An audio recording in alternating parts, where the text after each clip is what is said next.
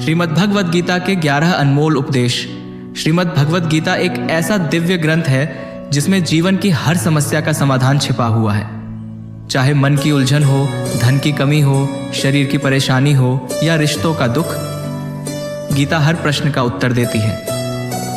आज हम गीता के ऐसे 11 उपदेश जानेंगे जिन्हें यदि कोई व्यक्ति जीवन में उतार ले तो उसकी पूरी जिंदगी बदल सकती है। बस इन बातों को अंत तक ध्यान से सुनते जाइए, क्योंकि जो भी इन्हें समझ लेता है उसके जीवन से दुख और डर दूर हो जाते हैं। पहला उपदेश, गलत व्यवहार कभी मत सहो। गीता सिखाती है कि चाहे कोई कितना ही अपना क्यों ना हो, उसका गलत व्यवहार कभी भी सहन नहीं करना चाहिए। कई बार हम रिश्तों के टूटने के डर से गलत चीजें सहते रहते हैं, लेकिन यदि कोई व्यक्ति आपका दर्द ही बढ़ा रहा है तो वह आपका अपना है ही नहीं। कृष्ण ने अर्जुन से कहा था, अधर्म करने वाला चाहे अपना हो या पराया, उसके विरुद्ध खड़े होना ही धर्म है। यदि गलत का विरोध नहीं करोगे तो गलत करने वाले का साहस बढ़ता जाएगा। दूसरा उपदेश, जो बीत गया उसका शोक मत करो, जो आने वाला है उसकी चिंता मत करो। अर्जुन ने युद्ध में होने वाली मौतों और भविष्य की चिंताओं से घबराकर युद्ध छोड़ने की बात कही। तब श्री कृष्ण ने कहा, ज्ञानी व्यक्ति न बीते हुए का शोक करता है न भविष्य की चिंता। हम अपने दुखों का 98% हिस्सा इसलिए झेलते हैं क्योंकि हम या तो भूत में जीते हैं या भविष्य में, जबकि हमारे हाथ में सिर्फ वर्तमान है। तीसरा उपदेश, मृत्यु का भय एक भ्रम है, जो जन्मा है वह एक दिन अवश्य मरेगा। यह प्रकृति का नियम है। आत्मा कभी नहीं मरती, वह केवल शरीर बदलती है, जैसे हम कपड़े बदलते हैं। कृष्ण ने कहा, मृत्यु अंत नहीं, एक नई शुरुआत है। मृत्यु से डरना व्यर्थ है, क्योंकि यह संसार एक धर्मशाला है जहां हर व्यक्ति कुछ समय के लिए ही ठहरा है। चौथा उपदेश, मन को जीते बिना शांति नहीं मिलती। अर्जुन ने कहा कि उसका मन स्थिर नहीं रहता।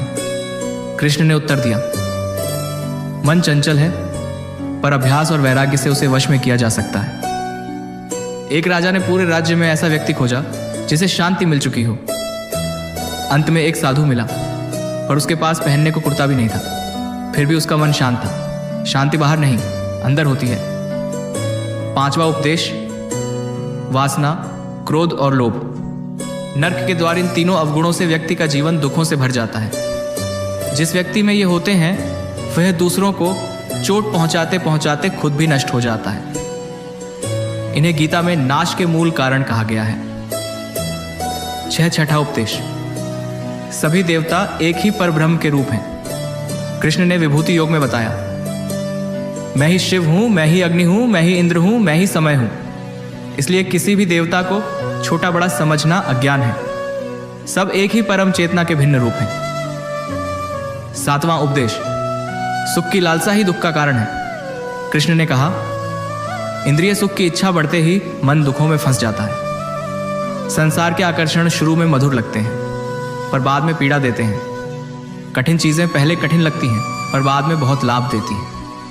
आठवां उपदेश, जो भगवान को अपना एकमात्र सहारा बना लेता है, भगवान उसका भार उठा लेते हैं।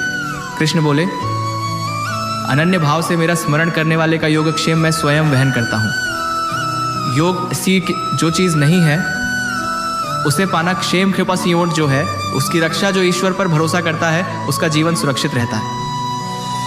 नौवां उपदेश, इस संसार में हमारा कुछ भी स्थायी नहीं है। गीता सार में कहा गया, तुम क्या लेकर आए थे जो खो दिया? सब यहीं का है, यहीं रह जाएगा। रिश्ते, संपत्ति, शरीर सब बदलते रहते हैं, इसलिए आसक्ति दुख देती है।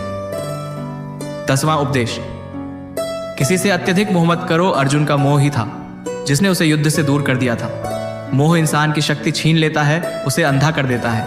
अत्यधिक मोह हमेशा दुख देता है। मनुष्य दुखी इसलिए होता है क्योंकि वह अपेक्षाएं लगा लेता है। 11वां उपदेश, दुख से मत डरना। यह संसार दुखालय भी है और अशाश्वत भी। कृष्ण ने बताया, यह संसार दुखालय है सरक्कू, पर अशाश्वत भी है।